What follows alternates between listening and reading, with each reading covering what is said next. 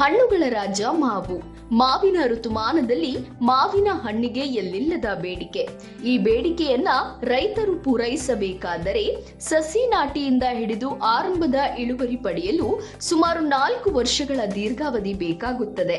ನಂತರವೂ ಮಾವಿನ ಋತುಮಾನ ಮುಗಿದಾಗ ದಿನನಿತ್ಯದ ಆದಾಯಕ್ಕೆ ರೈತರು ಮತ್ತೆ ಇತರೆ ಕೃಷಿಯೆಡೆ ಅಥವಾ ಉದ್ಯೋಗದೆಡೆ ಗಮನ ಹರಿಸಬೇಕಾಗುತ್ತದೆ.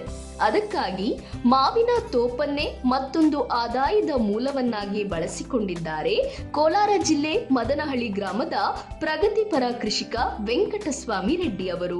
ಕೋಲಾರ ಜಿಲ್ಲೆ ಕೋಲಾರ ತಾಲೂಕಿನ ಮದನಹಳ್ಳಿ ಗ್ರಾಮದ ವೆಂಕಟಸ್ವಾಮಿ ರೆಡ್ಡಿ ಅವರ ಕ್ಷೇತ್ರದಲ್ಲಿ ನಾವೆಲ್ಲ ಇವತ್ತಿದ್ದೇವೆ. ನೋಡಿ, ಟೊಮೊಟೊ ಎಷ್ಟು ಸಮೃದ್ಧವಾಗಿ ಇಲ್ಲಿ ಬೆಳೆದಿದೆ ಅಂಥೇಳಿ. ಅಷ್ಟೇ ಅಲ್ಲ, ಈ ಟೊಮೊಟೊ ಬೆಳೆಯಲು ಸಹ ಎಲ್ಲ ವೈಜ್ಞಾನಿಕ ವಿಧಾನಗಳನ್ನು ಕಟ್ಟುನಿಟ್ಟಾಗಿ ಅನುಸರಿಸ್ತಾ ಬಂದಿದ್ದಾರೆ ರೆಡ್ಡಿಯವರು. ಈ ಕ್ಷೇತ್ರದಲ್ಲಿ ಈ ಟೊಮೊಟೊ ಬೆಳೆ ನಾವು ನೋಡ್ತಾ ಇದ್ದಾಗ ಈ ಬೆಳೆಯ ಉತ್ಕೃಷ್ಟತೆ ನಮ್ಮೆಲ್ಲರನ್ನು ಗಮನ ಸೆಳೀತಾ ಇದೆ. ಟೊಮೊಟೊ ನಿಮಗೆಲ್ಲ ಗೊತ್ತಿದೆ, ಟೊಮೊಟೊ ಇಲ್ಲದೆ ನಾವು ಯಾವುದೇ ಅಡುಗೆ ಮಾಡಲಿಕ್ಕೆ ಸಾಧ್ಯನೇ ಇಲ್ಲ. ಟೊಮೊಟೊ ಇಲ್ಲದ ಅಡುಗೆಗಳನ್ನು ನಾವು ಊಹಿಸಲಿಕ್ಕೂ ಸಹ ಸಾಧ್ಯ ಇಲ್ಲ. ಹಾಗಾಗಿ ಟೊಮೊಟೊಗೆ ನಿರಂತರ ಮಾರುಕಟ್ಟೆ ಇದೆ. ಇದನ್ನು ಅವರು ಸದ್ಬಳಕೆ ಮಾಡಿಕೊಂಡು ಇದನ್ನು ವೈಜ್ಞಾನಿಕವಾಗಿ ಬೆಳೆದು ಹೆಚ್ಚಿನ ಒಂದು ಆದಾಯ ಪಡೆಯುವಲ್ಲಿ ಯಶಸ್ವಿಯಾಗಿದ್ದಾರೆ. ಅವರ ಬಾಯಿಂದಲೇ ನಾವು ಕೇಳೋಣ, ಈ ಟೊಮೊಟೊ ಬೆಳೆಯ ವೈಶಿಷ್ಟ್ಯತೆ ಏನು ಅಂಥೇಳಿ. ಕಾರ್ಯಕ್ರಮಕ್ಕೆ ಆಗಮಿಸಿರುವ, ಕಾರ್ಯಕ್ರಮದಲ್ಲಿ ಭಾಗವಹಿಸಿರುವ ವೆಂಕಟಸ್ವಾಮಿ ರೆಡ್ಡಿ ಅವರಿಗೆ ನಮ್ಮೆಲ್ಲ ರೈತ ಬಾಂಧವರ ವತಿಯಿಂದ ಹೃತ್ಪೂರ್ವಕ ಸುಸ್ವಾಗತ. ನಮಸ್ಕಾರ ಸರ್.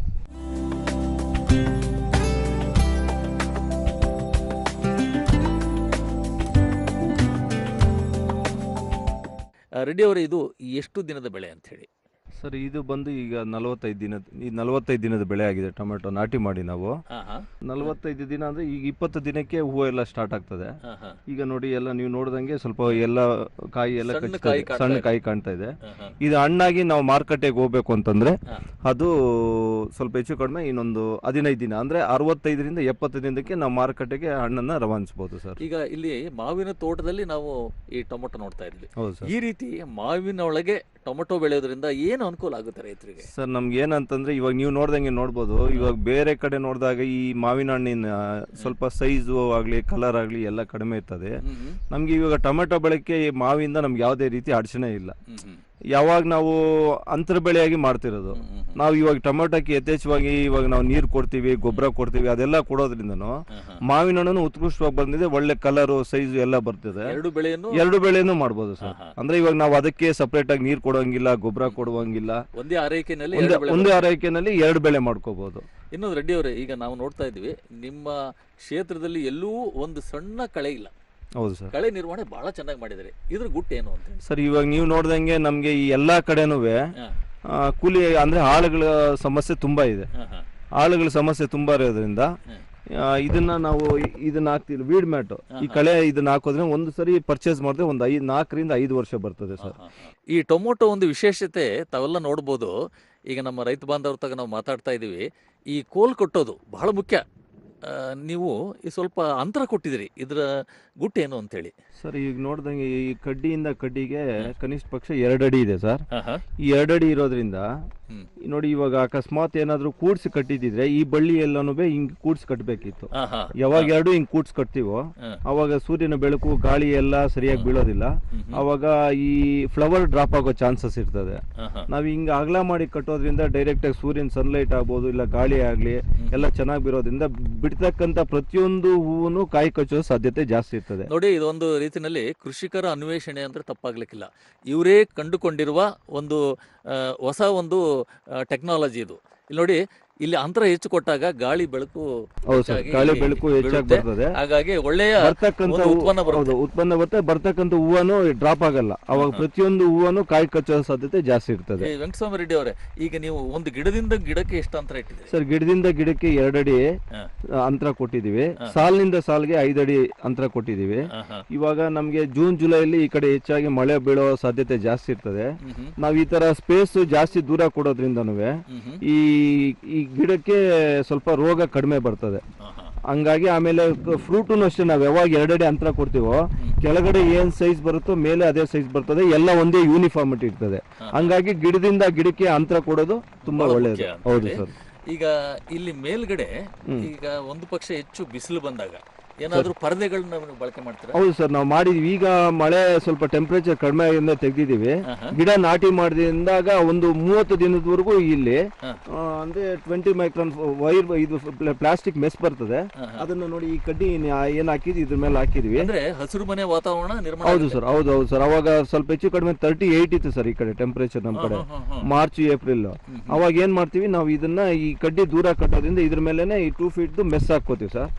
ಗಿಡ ಸ್ವಲ್ಪ ಬೆಳವಣಿಗೆ ಬಂದು ಆಮೇಲೆ ವಾತಾವರಣದಲ್ಲಿ ಬಿಸಿಲೆಲ್ಲ ಕಡಿಮೆ ಆದಾಗ ಅದನ್ನ ತೆಗೆದು ಬಿಡ್ತೀವಿ. ಈ ರೀತಿ ಮಾಡೋದ್ರಿಂದ ಒಂದು ರೀತಿಯಲ್ಲಿ ಮೈಕ್ರೋ ಕ್ಲೈಮೇಟ್. ಹೌದು ಸರ್, ಹೌದು. ಅದಕ್ಕೆ ಒಂದು ಪೂರಕ ವಾತಾವರಣ ಆ ಗಿಡದ ಹತ್ರನೇ ಸೃಷ್ಟಿ ಆಗುತ್ತೆ. ಹೌದು ಸರ್. ಇವಾಗ ನಾವು ಸಣ್ಣ ಮೊಳಕೆಯಲ್ಲಿ ನಾಟಿ ಮಾಡಿದಾಗ ಟೆಂಪರೇಚರ್ ಜಾಸ್ತಿ ಇತ್ತು ಅಂತಂದ್ರೆ ನಾವು ಫಾರ್ ಎಕ್ಸಾಂಪಲ್ ಇಲ್ಲಿ ಒಂದು 15,000 ಸಸಿ ನಾಟಿ ಮಾಡಿದ್ರೆ ಆ ಮೆಸ್ ಆಗದೆ ಇದ್ದರೆ ಮತ್ತೆ ಒಂದು 5,000-6,000 ಸಸಿ ಸಾಯ್ತದೆ ಬಿಸಿಗೆ. ಈ ಕಾಂಡ ಕೊಳೆ ರೋಗ ಬರೋದಾಗಲಿ ಈ ತರ ರೋಗ ಬಂದು ಸ್ವಲ್ಪ ಅದನ್ನ ಸಾಯ್ತಕ್ಕಂಥ ಚಾನ್ಸಸ್ ಜಾಸ್ತಿ ಇರ್ತದೆ. ಈ ಮೇಲೆ ನೆರಳಿನ ಪರದೆ ಹಾಕೋದ್ರಿಂದ ಅದಕ್ಕೆ ಒಂದೇ ವಾತಾವರಣ ಇದ್ದು ಅದು ಚೆನ್ನಾಗಿ ಅಂದ್ರೆ ಸ್ಟೆಮ್ಮು ಎಲ್ಲಾನು ಆಗ್ಬೋದು, ಎಲ್ಲ ಒಂದೇ ಸ್ವಲ್ಪ ಚೆನ್ನಾಗಿ ಗ್ರೋತ್ ಬರ್ತದೆ ಸರ್. ಈಗ ತಾವು ಹೇಳ್ತಾ ಇದ್ರಿ ಗಿಡದಿಂದ ಗಿಡಕ್ಕೆ ಅಂತರ. ಈ ಒಂದು ಸಾಲಿನಿಂದ ಸಾಲಕ್ಕೆ ಸಹ ಸಾಕಷ್ಟು ಅಂತರ ಇದೆ. ಸುಮಾರು ಒಂದು 4ರಿಂದ 5 ಅಡಿ ಇದೆ. 5 ಅಡಿ ಕೊಟ್ಟಿದೆ. ಇದರಿಂದ ಏನು ಅನುಕೂಲ ಆಗುತ್ತೆ? ಇದರಿಂದ ಏನ್ ಅನುಕೂಲ ಅಂತಂದ್ರೆ ನಾವು ಕೂಡ್ಸಿ ಸಾಲು ಅಕಸ್ಮಾತ್ ಹತ್ರ ಇದ್ದಾಗ ಈ ತರ ಮಳೆ ಗಿಳೆ ಬಂದಾಗ ಯಾವಾಗ ಸ್ವಲ್ಪ ತೇವಾಂಶ ಬೇಗ ಡ್ರೈ ಆಗಲ್ಲ ಸರ್. ಆಗ ಏನಾಗ್ತದೆ ಗಿಡಕ್ಕೆ ಫಂಗಸ್ ಅಂದ್ರೆ ಸ್ವಲ್ಪ ಬ್ಲೈಟ್ ಆಗ್ಲಿ ಆ ತರ ರೋಗ ಸ್ವಲ್ಪ ಜಾಸ್ತಿ ಬರ್ತಕ್ಕಂಥ ಚಾನ್ಸಸ್ ಇರ್ತದೆ. ನಾವು ದೂರ ಕೊಡೋದ್ರಿಂದ ಸ್ವಲ್ಪ ಗಾಳಿ ಮಳೆ ಬಂದು ಸ್ವಲ್ಪ ಗಾಳಿ ಬಂದ್ರೂ ಇದೆಲ್ಲ ಫುಲ್ ಡ್ರೈ ಆಗ್ಬಿಡ್ತದೆ. ಹಂಗಾಗಿ ನಾವು ಕಾಯಿ ಹಾರ್ವೆಸ್ಟ್ ಮಾಡಕ್ ಇರ್ಬೋದು, ಔಷಧಿ ಹೊಡಿಯಕ್ ಆಗ್ಬೋದು, ಬಳ್ಳಿ ಕಟ್ಟಕ್ ಆಗ್ಬೋದು, ನಾವು ಮಾಡ್ತಕ್ಕಂಥ ಕೆಲ್ಸಗಳಿಗೂ ನಾವು ಅಂತರ ಕೊಡೋದ್ರಿಂದ ಚೆನ್ನಾಗಿರ್ತದೆ ಸರ್. ಈಗ ಇನ್ನು ಎಷ್ಟು ದಿನಕ್ಕೆ ಇದು ಇಳುವರಿಗೆ ಬರುತ್ತೆ ಸರ್? ಈಗ 45 ದಿನ ಆಗಿದೆ. ಒಂದು 60 ದಿನಕ್ಕೆ ಹಣ್ಣು ಸ್ಟಾರ್ಟ್ ಆಗ್ತದೆ. ಸ್ಟಾರ್ಟಿಂಗ್ ಸ್ವಲ್ಪ ಅವಾಗ 60ರಿಂದ 65 ದಿನದೊಳಗಡೆ ನಮ್ಗೆ ಕಾಯಿ ಮಾರ್ಕೆಟ್ಗೆ ಹೋಗಕ್ಕೆ ಅನುಕೂಲ ಆಗ್ತದೆ ಸರ್, ಸಿಗ್ತದೆ. ಈ ಸದ್ಯಕ್ಕೆ ಯಾವುದೇ ರೋಗ ಅಥವಾ ಕೀಟದ ಬಾಧೆ ಇಲ್ಲ? ಇಲ್ಲ ಸರ್, ರೋಗ ಬಾಧೆ ಇದೇ ಕೀಟದ ಬಾಧೆ ಇತ್ತು. ನಾವು ನೋಡ್ಕೊಂಡು ನಾವು ಅಕಸ್ಮಾತ್ ಏನಾದ್ರ ಈ ತರ ಮಳೆ ಗಿಳೆ ಬಂದಾಗ ಯಾವ್ದೊಂದು ಫಂಗಿಸೈಡ್ ಹೊಡ್ಕೋತೀವಿ ನೋಡ್ಕೊಂಡು. ಇಲ್ಲ ಅಕಸ್ಮಾತ್ ಕೀಟ ಬಾಧೆ ಇದ್ದಾಗ ಅದಕ್ಕೆ ಕೀಟಗೆ ಔಷಧಿ ಹೊಡ್ಕೋತೀವಿ. ಸ್ವಲ್ಪ ಹೂವು ಎಲ್ಲ ಹಣ್ಣಾಗೆಲ್ಲ ಕಚ್ಚ ಮೈಕ್ರೋ ನ್ಯೂಟ್ರಿಯೆಂಟ್ಸ್ ಅವೆಲ್ಲ ಪ್ರತಿಯೊಂದು ನೋಡ್ಕೊಂಡು ಎಲ್ಲಾನು ಸರ್ಕಲ್ ನೋಡ್ಕೊಂಡು ಕೊಡ್ತೀವಿ. ಮತ್ತೆ ಗೊಬ್ಬರಗಳು ಅಷ್ಟೇ ಸರ್, ಕೊಟ್ಟಿಗೆ ಗೊಬ್ಬರ ಎಲ್ಲ ಹೆಚ್ಚಿಗೆ ಕೊಟ್ರೆ ಈಗ ನೀವು ನೋಡ್ದಂಗೆ ಇವೆಲ್ಲ ಸ್ವಲ್ಪ ವಾರ ಎಲ್ಲ ಆಗಿ ಗೊಬ್ಬರಗಳೆಲ್ಲ ಜಾಸ್ತಿ ಅಂತ ಹೇಳ್ತಾರೆ. ಈ ತರ ಕೊಟ್ಟಿಗೆ ಗೊಬ್ಬರ ಕೊಡೋದ್ರಿಂದ ನಾವೇ ಗಿಡ ಲೈಫ್ ಚೆನ್ನಾಗಿ ಬರ್ತದೆ ಸರ್. ಅಂದ್ರೆ ಇವಾಗ ನಾವು ಕಾಂಪ್ಲೆಕ್ಸ್ ಆ ತರ ಎಲ್ಲ ಕೊಡೋದ್ರಿಂದ ಸ್ವಲ್ಪ ಬೇಗನೆ ಅದು ಗಿಡ ಕೊಯ್ಲು ಮುಗ್ದೋಗ್ಬಿಡ್ತದೆ. ಈ ಕೊಟ್ಟಿಗೆ ಗೊಬ್ಬರ, ಈ ಕಾಂಪೋಸ್ಟ್ ಗೊಬ್ಬರ, ಈ ಎರೆಹುಳು ಗೊಬ್ಬರ ಈ ತರದ್ದೆಲ್ಲ ಕೊಟ್ಕೊಂಡ್ರೆ ಗಿಡಕ್ಕೆ ರೋಗ ಬಾಧೆನೂ ಕಡಿಮೆ ಇರ್ತದೆ. ಮತ್ತೆ ಲಾಂಗ್ ಟೈಮ್ ಇವಾಗ ನಾವು ನೋಡಿ ನಮ್ಮ ಹಣ್ಣು ಸ್ವಲ್ಪ ಹೆಚ್ಚು ಕಡಿಮೆ ಬಾಂಗ್ಲಾದೇಶದವರೆಗೂ ಎಕ್ಸ್ಪೋರ್ಟ್ ಆಗ್ತದೆ ಸರ್. ಸೆಲ್ಫ್ ಲೈಫ್ ಜಾಸ್ತಿ. ಇವಾಗ ನೋಡಿ ಗಟ್ಟಿ ಇರ್ತದೆ ಕಾಯಿ. ಇದನ್ನ ಅವ್ರು ತೆಗಿಯೋರು ಅಷ್ಟೇ ಸರ್, ವೆಂಡರ್ಸ್ ತಗೋತಾರಲ್ಲ ಸರ್ ಮಾರ್ಕೆಟ್ ಅಲ್ಲಿ, ಅವ್ರ ಕಾಯಿ ಗಟ್ಟಿ ಇರ್ಬೇಕು. ಈ ವಾಲ್ ಥಿಕ್ನೆಸ್ ಎಲ್ಲ ದಪ್ಪ ಇದ್ರೆ ಈ ಒಂದು ಸಿಪ್ಪೆಯ ಒಂದು ಥಿಕ್ನೆಸ್ ಜಾಸ್ತಿ ಇದೆ ಸರ್. ಇದೆಲ್ಲ ಕೊಡೋದ್ರಿಂದ ಸೆಲ್ಫ್ ಲೈಫ್ ಜಾಸ್ತಿ ಇರ್ತದೆ. ಸೆಲ್ಫ್ ಲೈಫ್ ಜಾಸ್ತಿ ಇದ್ರೆ ಅವರು ದೂರದ ಮಾರ್ಕೆಟ್ಗೆ ಸಾಗಾಣಿಕೆಗೆ ಅನುಕೂಲವಾಗಿರ್ತದೆ. ಇದನ್ನ ಹೆಚ್ಚಿನ ರೇಟ್ ಕೊಟ್ಟು ಖರೀದಿ ಮಾಡ್ತಾರೆ ಸರ್. ಹೆಚ್ಚು ದಿನ ಇಡಬಹುದು. ಹೌದು ಸರ್, ಹೆಚ್ಚು ದಿನ. ಹೌದು ಸರ್, ಹೌದು ಇಡಬಹುದು. ನಿಮ್ಮ ಒಟ್ಟಾರೆ ಅನುಭವ, ಈ ಟೊಮೊಟೊ ಒಂದು ಲಾಭದಾಯಕ ಬೆಳೆ ಅಂತೀರಾ? ಹೌದು ಸರ್, ಲಾಭದಾಯಕ ಬೆಳೆನೆ. ನಾವು ಆಕ್ಚುಲಿ ನಮ್ಮ ಕೋಲಾರಲ್ಲಿ ಫೇಮಸ್ ಆಗಿರೋದೇ ಟೊಮೆಟೊಗೆ ಸರ್. ನಮ್ಮ ಕಡೆ ರೈತರು ಯಥೇಚ್ಛವಾಗಿ ಇಲ್ಲಿಂದ ಏಷ್ಯಾದಲ್ಲೇ ನಂಬರ್ 2ನೇ ಮಾರ್ಕೆಟ್ 1ನೇ ಮಾರ್ಕೆಟ್ ಅಂತ ಸರ್ ಕೋಲಾರಲ್ಲಿ. ಹಂಗಾಗಿ ಇಲ್ಲಿ ಹೆಚ್ಚಿಗೆ ಟೊಮೆಟೊ ಬೆಳೀತದೆ ಸರ್. ಅಂದ್ರೆ ಸೀಸನ್ ಸರ್. ಸೀಸನ್ ಅಂತಂದ್ರೆ ಇವಾಗ ನಾರ್ತ್ ಇಂಡಿಯಾದಲ್ಲಿ ಮಾರ್ಚ್ ಏಪ್ರಿಲ್ ನಮ್ಗಿಂತ ಟೆಂಪರೇಚರ್ ಜಾಸ್ತಿ ಇರ್ತದೆ ಸರ್. ಅವಾಗ ಅಲ್ಲಿ ಟೊಮೆಟೊ ಬೆಳೆಯೋಕ್ಕಾಗಲ್ಲ. ಜೂನ್ ಜುಲೈಗೆ ಇಲ್ಲಿಗೆ ಬರ್ತಾರೆ ಸರ್ ಆಲ್ಮೋಸ್ಟ್ ಎಲ್ರೂ.